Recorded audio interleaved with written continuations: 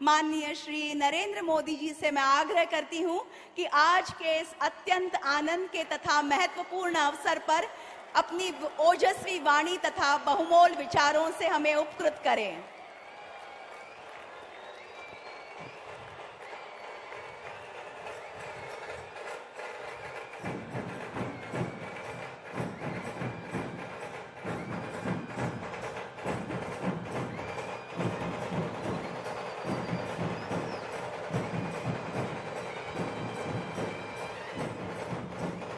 भारत माता की, भारत माता की।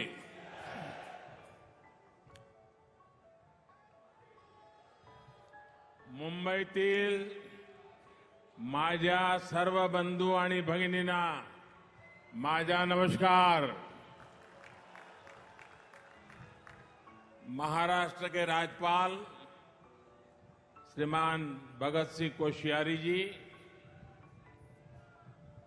मुख्यमंत्री श्रीमान एकनाथ शिंदे जी,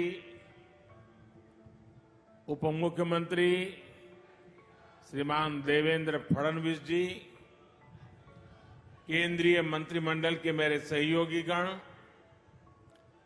विधानसभा स्पीकर श्री राहुल नार्वेकर जी, महाराष्ट्र सरकार के सभी अन्य मंत्रीगण, सांसद और विधायकगण और विशाल संख्या में पधारे आए हुए मेरे प्यारे भाई और बहनों,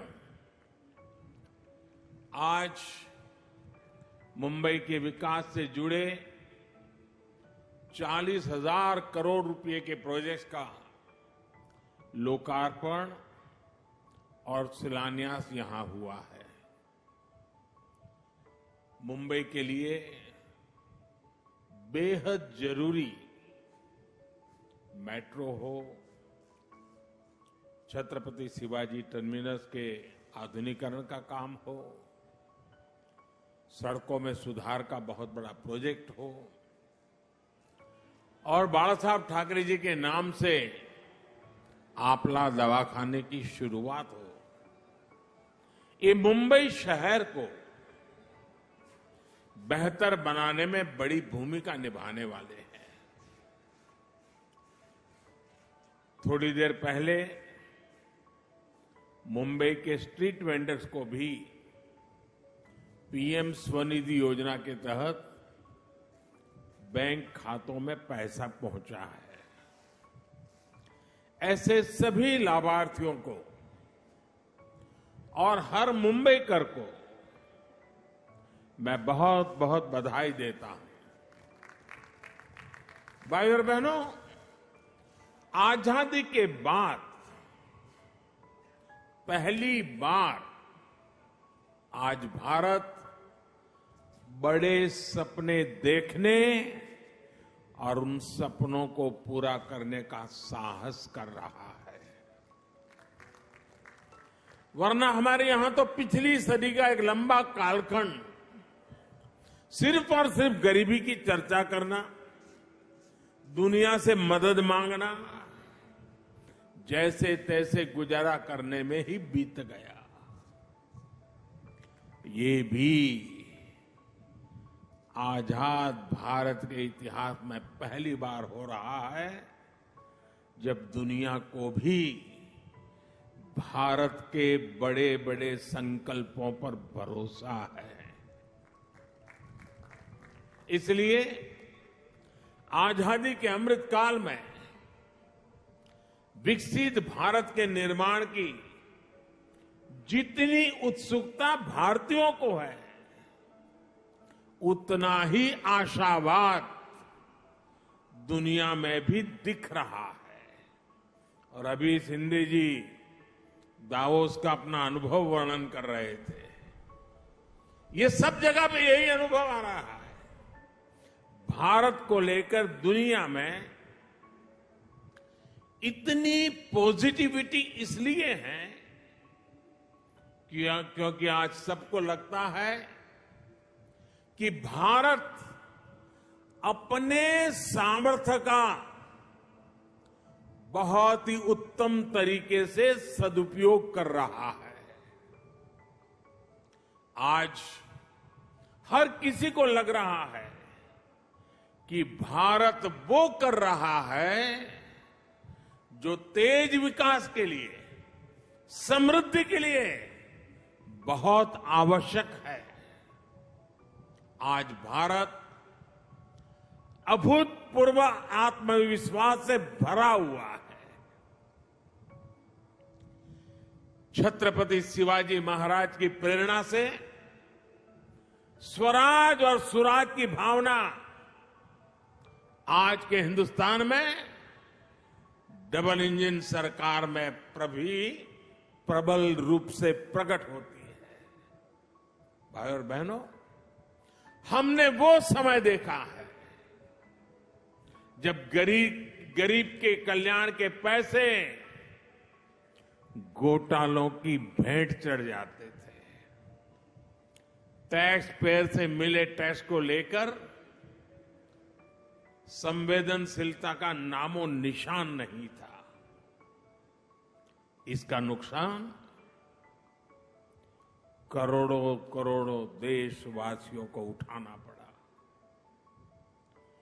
बीते 8 वर्षों में हमने इस अप्रोच को बदला है। आज भारत फ्यूचरिस्टिक सोच और मॉडर्न अप्रोच के साथ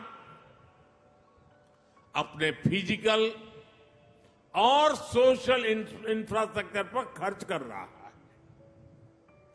आज देश में एक तरफ घर, टॉयलेट, बिजली, पानी, कुकिंग गैस, मुफ्त इलाज, medical college, AIIMS, IIT, IIM जैसी सुविधाओं का तेज गति से निर्माण हो रहा है। वहीं दूसरी तरफ आधुनिक कनेक्टिविटी पर भी उतना ही जोर है। जिस प्रकार के आधुनिक इंफ्रास्ट्रक्चर की कभी कल्पना होती थी, आज वैसा इंफ्रास्ट्रक्चर देश में बन रहा है। यानी देश में आज की जरूरत और भविष्य में समृद्धि की संभावनाओं दोनों पर एक साथ काम चल रहा है। दुनिया की बड़ी बड़ी अर्थव्यवस्थाएं आज बेहाल है, लेकिन ऐसे मुश्किल समय में भी भारत 80 करोड़ से अधिक देशवासियों को मुफ्त राशन देकर के कभी भी उनके घर का चूल्हा बुझने नहीं देता है। ऐसे माहौल में भी भारत इंफ्रास्ट्रक्चर के निर्माण पर अभूतपूर्व निवेश कर रहा है। ये आज के भारत की प्रतिबद्धता को दिखाता है। विकसित भारत के हमारे संकल्प का प्रतिबिंब है। भाइयों और बहनों, विकसित भारत के निर्माण में हमारे शहरों की भूमिका सबसे अहम है। इसमें भी अगर हम महाराष्ट्र की बात करें तो आने वाले 25 वर्षों में राज्य के अनेक शहर भारत की ग्रोथ को गति देने वाले हैं। इसलिए मुंबई को भविष्य के लिए भी तैयार करना ये डबल इंजन सरकार की प्राथमिकता है। हमारी ये प्रतिबद्धता मुंबई में मेट्रो नेटवर्क के विस्तार में भी दिखती है। 2014 तक मुंबई में सिर्फ 10-11 किलोमीटर तक मेट्रो चलती थी। जैसे ही आपने डबल इंजन सरकार बनाई, वैसे ही इसका तेजी से विस्तार हुआ है। कुछ समय के लिए काम धीमा जरूर हुआ, लेकिन शिंदे जी और देवेंद्र जी की जोड़ी के आते ही अब फिर तेजी से काम होने लगा है। मुंबई में 300 किलोमीटर के नेटवर्क की तरफ हम तेज गति से आगे बढ़ रहे हैं। साथियों, आज देश भर में रेलवे को आधुनिक बनाने के लिए मिशन मोड पर काम चल रहा है। मुंबई लोकल और महाराष्ट्र की रेल कनेक्टिविटी को भी इससे फायदा हो रहा है। डबल इंजन सरकार सामान्य मानवी को भी वही आधुनिक सुविधा, वही साफ सफाई, उसी तेज रफ्तार का अनुभव देना चाहती है जो कभी साधन संपन्न लोगों को ही मिलती थी। इसलिए आज रेलवे स्टेशनों को भी एयरपोर्ट की तरह ही विकसित किया जा रहा है। अब देश के सबसे पुराने रेलवे स्टेशनों में से एक छत्रपति शिवाजी महाराज टर्मिनस का भी कायाकल्प होने जा रहा है। हमारी ये धरोहर अब 21वीं सदी के भारत की शान के रूप में भी विकसित होने जा रहा है। यहां लोकल और लंबी दूरी की ट्रेनों के लिए अलग अलग सुविधाएं बनेगी। लक्ष्य यही है कि सामान्य यात्रियों को बेहतर सुविधा मिले, काम के लिए आना जाना आसान हो। ये स्टेशन सिर्फ रेलवे की सुविधाओं तक सीमित नहीं रहेगा, बल्कि ये मल्टी मॉडल कनेक्टिविटी का भी हब होगा। यानी बस हो, मेट्रो हो, टैक्सी हो, ऑटो हो, यातायात के हर साधन यहां एक ही छत के नीचे कनेक्टेड होंगे। इससे यात्रियों को एक सीमलेस कनेक्टिविटी मिलेगी। यही मल्टी मॉडल कनेक्टिविटी है जिसे हम देश के हर शहर में विकसित करने जा रहे हैं। साथियों, आधुनिक होती मुंबई लोकल मेट्रो का व्यापक नेटवर्क, दूसरे शहरों से वंदे भारत और बुलेट ट्रेन से तेज आधुनिक कनेक्टिविटी आने वाले कुछ वर्षों में मुंबई का कायाकल्प होने जा रहा है। गरीब मजदूर से लेकर कर्मचारी, दुकानदार और बड़े बड़े बिजनेस संभालने वाले सबके लिए यहां रहना सुविधाजनक होगा। यहां तक कि आसपास के जिलों से भी मुंबई आना जाना भी सुलभ होने वाला है। कोस्टल रोड हो, इंदु मिल स्मारक हो, नवी मुंबई का एयरपोर्ट हो, ट्रांस हार्बर लिंक हो, ऐसे अनेक प्रोजेक्ट्स मुंबई को नई ताकत दे रहे हैं। धारावी पुनर्विकास, पुरानी चाल का विकास, सब कुछ अब ट्रैक पर आ रहा है और मैं इसके लिए शिंदे जी और देवेंद्र जी को बधाई देता हूं। मुंबई की सड़कों को सुधारने के लिए भी आज बहुत बड़े स्तर पर जो काम शुरू हुआ है, ये भी डबल इंजन सरकार की प्रतिबद्धता को दिखाता है। भाई और बहनों, आज हम देश के शहरों के कंप्लीट ट्रांसफॉर्मेशन पर काम कर रहे हैं। प्रदूषण से लेकर स्वच्छता तक शहरों की हर समस्या का समाधान ढूंढा जा रहा है। इसलिए हम इलेक्ट्रिक मोबिलिटी पर इतना बल दे रहे हैं, इसके लिए इंफ्रास्ट्रक्चर तैयार कर रहे हैं।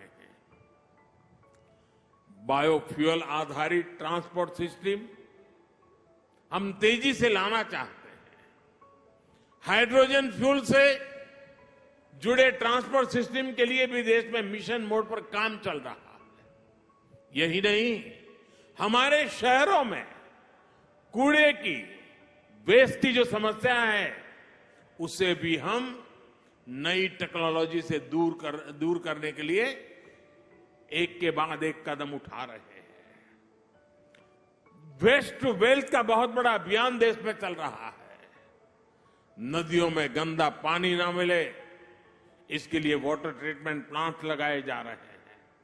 साथियों, शहरों के विकास के लिए देश के पास सामर्थ्य की और राजनीति की इच्छा शक्ति की किसी भी चीज की कमी नहीं है। लेकिन हमें एक बात और समझनी होगी। मुंबई जैसे शहर में प्रोजेक्ट को तब तक तेजी से नहीं उतारा जा सकता जब तक स्थानीय निकाय की प्राथमिकता भी तेज विकास की ना हो। जब राज्य में विकास के लिए समर्पित सरकार होती है, जब शहरों में सुशासन के लिए समर्पित शासन होता है, तभी ये काम तेजी से जमीन पर उतर पाते हैं।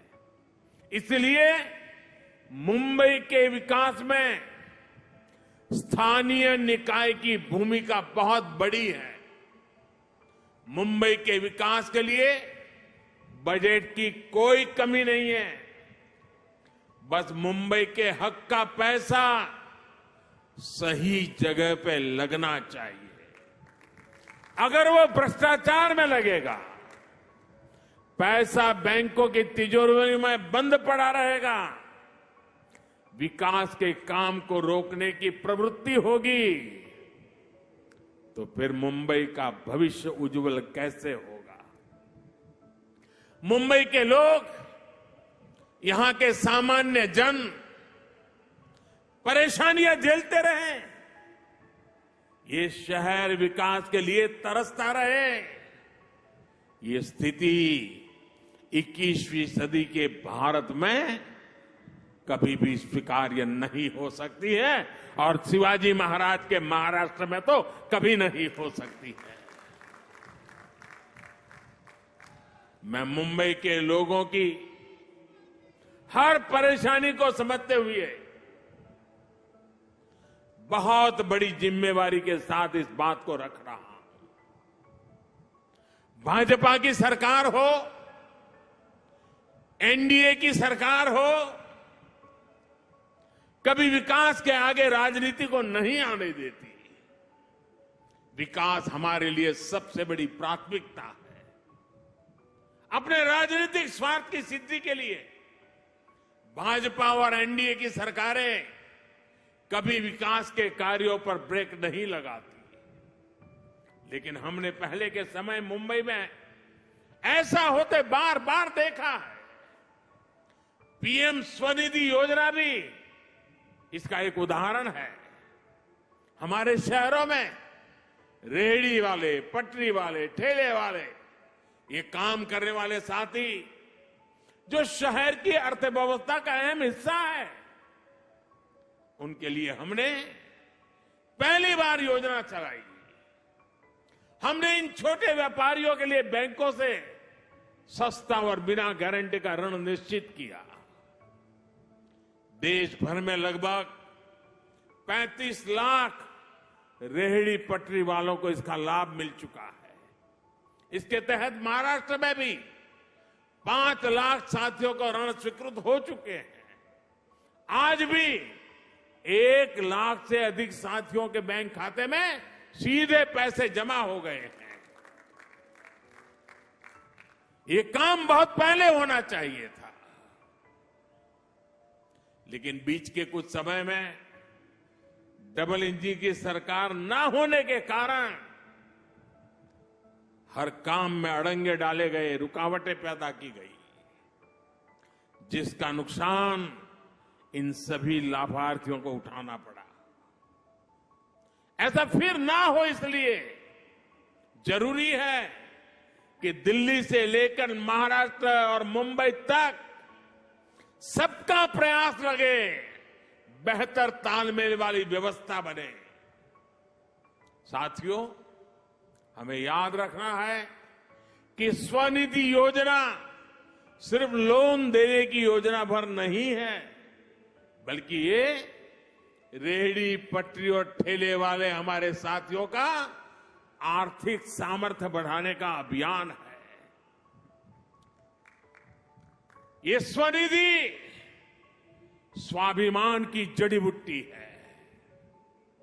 मुझे बताया गया है कि स्वनिधि के लाभार्थियों को डिजिटल लेन देन की ट्रेनिंग के लिए मुंबई में 325 कैंप लगाए गए, जिसके चलते हमारे रेहड़ी पटरी वाले हजारों साथी डिजिटल लेन देन शुरू कर चुके हैं।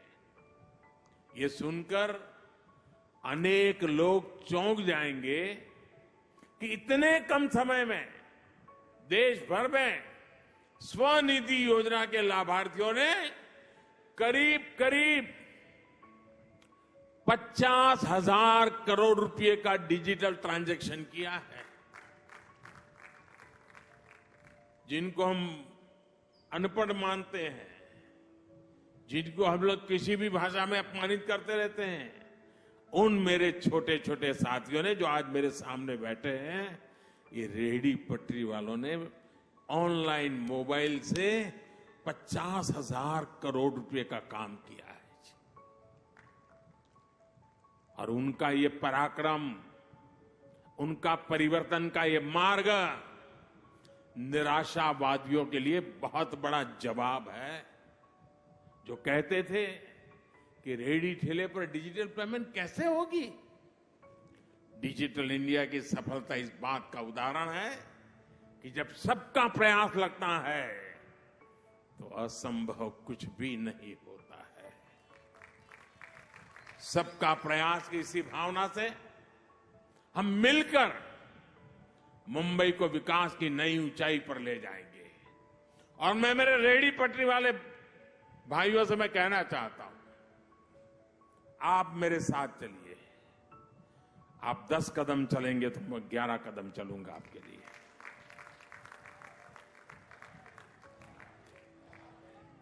मैं ये इसलिए कह रहा हूं कि हमारे रेहड़ी पटरी वाले भाई बहन साहूकार के पास पैसे ब्याज लेने के लिए जाते थे। दिन भर व्यापार करने के लिए उसको 1,000 रुपए की जरूरत है, वो देने से पहले ही 100 काट लेता था, 900 देता था। और शाम को जाकर के अगर 1,000 वापिस नहीं लौटाए तो उसको दूसरे दिन पैसे नहीं मिलते थे। और कभी अगर अपना माल नहीं बिका, 1,000 रुपया नहीं दे पाया तो ब्याज बढ़ जाता था। रात को बच्चे भूखे सोते थे। इन सब मुसीबतों से आपको बचाने के लिए स्वनिधि योजना है। और साथियों, जितना ज्यादा आप डिजिटल उपयोग करोगे, थोक में लेने जाओगे, उसको भी डिजिटल पेमेंट करो। जहां पर बेचते हो वहां भी लोगों को कहो भाई डिजिटल पेमेंट करो, तो स्थिति ये आएगी कि आपको ब्याज का एक नया पैसा नहीं लगेगा। आप कल्पना कर सकते हैं कि आपके कितने पैसे बचेंगे। आपके बच्चों की शिक्षा के लिए, आपके बच्चों के भविष्य के लिए कितना बड़ा काम होने वाला है। इसलिए मैं कहता हूं साथियों, मैं आपके साथ खड़ा हूं। आप 10 कदम चले, मैं 11 चलने के लिए तैयार हूं, वादा करने आया हूं। आपके उज्जवल भविष्य के लिए मैं आज आपसे आंख में आंख मिला करके ये वादा करने मुंबई की धरती पे आया हूं साथियों। और मुझे भरोसा है इन छोटे छोटे लोगों के पुरुषार्थ और परिश्रम से देश नई ऊंचाइयों को पार करके रहेगा। इसी विश्वास को लेकर के जब मैं आज फिर एक बार आपके पास आया हूं, मैं सभी लाभार्थियों को, सभी मुंबईकरों को, पूरे महाराष्ट्र को, और मुंबई तो देश के धड़कन है, पूरे देशवासियों को भी मैं इस विकास कार्यों के लिए बधाई देता हूं। शिंदे जी और देवेंद्र जी की जोड़ी आपके सपनों को साकार करेगी, ये मेरा पूरा विश्वास है। बोलो भारत माता की, भारत माता की। बहुत बहुत धन्यवाद।